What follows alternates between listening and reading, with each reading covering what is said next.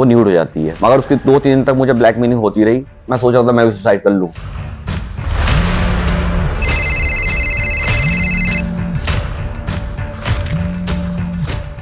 UP में मेरठ के रहने वाले 36 साल के नवीन ने सपने में भी नहीं सोचा होगा कि एक वीडियो कॉल उनकी जिंदगी को नर्क बना देगा। 2 बच्चों के पिता नवीन को एक दिन सोशल मीडिया पर लिंक आया। 23 से 25 साल की लड़की ने फ्रेंडशिप रिक्वेस्ट भेजी थी, एक्सेप्ट की और फिर बातों का दौर चल निकला। थोड़े दिन पहले नवीन टूर पर बाहर गए थे। रात के वक्त उसी नंबर से वीडियो कॉल आया। नवीन जब तक कुछ समझ पाते वो सेक्सटॉर्शन के जाल में फंस चुके थे। अब मैं पिक करता हूँ, इतनी देर में वो न्यूड हो जाती है। न्यूड होने के बाद वो अपना सब कुछ उतार देती है, बिल्कुल न्यूड। और फिर वो हमें भी कहती है, तो आदमी थोड़ा सा वो देख के हो जाता है। मैं भी उसी तरीके से हो गया। ऑनलाइन दिखने वाली लड़की देसी, हिंदी बोलने वाली, मगर नंबर विदेशी। कॉल खत्म हुई तो असली कहानी शुरू हुई। नवीन को उसी नंबर से फोन आने लगे। दूसरी तरफ एक शख्स था, कहने लगा तुम्हारी वीडियो कॉल रिकॉर्ड कर ली गई है, अगर खैरियत चाहते हो तो पैसे भेज दो, नहीं भेजे तो फिर सारे सोशल मीडिया अकाउंट्स पर वीडियो कॉल का लिंक वायरल हो जाएगा। मैंने उससे इग्नोर करना चालू करा, उसे ब्लॉक मारना चालू करा। पेमेंट मैंने दी नहीं उसको। मैंने उसे थोड़ा फंसाया अपने बातों में। वो तुमसे आएगा हमें पेमेंट दो, हम तुमसे पैसे मांगेगा बदले में। वो और बदले में पेमेंट कैसे मांगेगा? 6,775 रुपये छोटी पेमेंट मांगेगा, बहुत छोटी। वो मुझसे बोला अपना फ़ोन भेज दो। मैंने फ़ोन, मेरा 1,000 रुपये का कुल है, वो भी बहुत पुराना टूटा फूटा फ़ोन है। कौन खरीदे? 1,000 का भी नहीं बिकने का। अलग अलग नंबर से फ़ोन, जैसे तुमने ब्लॉक मार दिया दूसरे नंबर से कॉल कर लेगा, वो दूसरे नंबर से तीसरे नंबर से कॉल कर लेगा। तो मैंने बहुत तंग किया जी से, कह रहे ये मेरा कुछ नहीं उखाड़ने के, जो तुझे करना है तू कर ले। नवीन ने हिम्मत दिखाई, परिवार को सारी बात बताई, क्योंकि ऐसे मामलों में इंसान ट्रैप होकर अपनों से बातें शेयर नहीं करता। दिमाग में उल्टे सीधे ख्याल दौड़ने लगते हैं। मैं तो भैया इतना डर गया था, मैं तो सो भी नहीं पाया उस रात पूरी।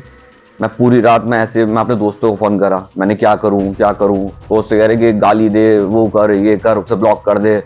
मगर मुझे सिचुएशन सारी मुझे ही पता थी, मैं कैसे बचूं। मैं उसी टाइम मैं सोच रहा था मैं भी सुसाइड कर लूं, मगर मैंने थोड़ा हिम्मत से काम लिया। इस तरह के जितने भी इंसिडेंट हमारे पास रिपोर्ट हो रहे हैं, उन सभी में सही धाराओं में अभियोग पंजीकृत किया जा रहा है। साइबर सेल की मदद से इन घटनाओं का अनावरण भी किया जा रहा है। आजकल 2 तरह के केसेस होते हैं।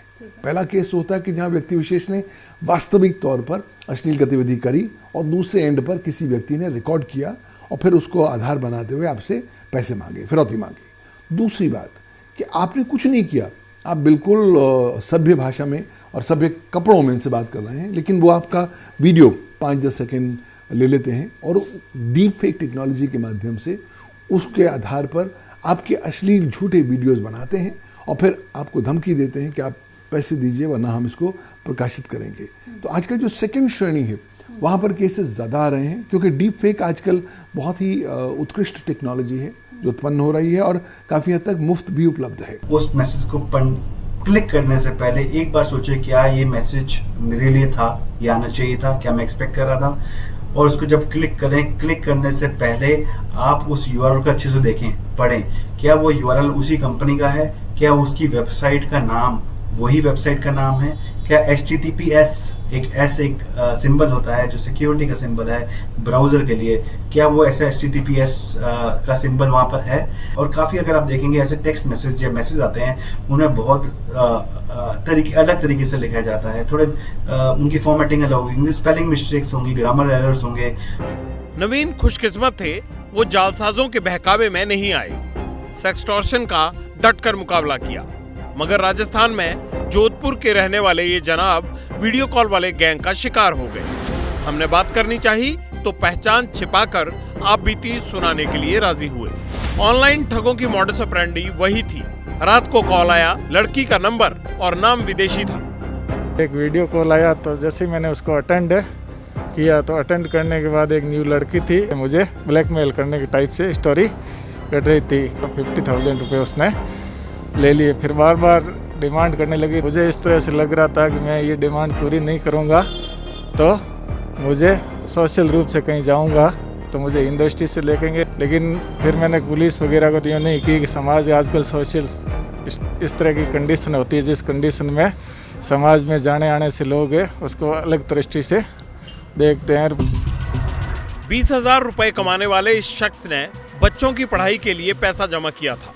जैसे तैसे करके घर चल रहा था, लेकिन इंटरनेट वाला वीडियो कॉल आया और गाड़ी कमाई चली गई। ब्लैकमेलर्स ने सब लूट लिया।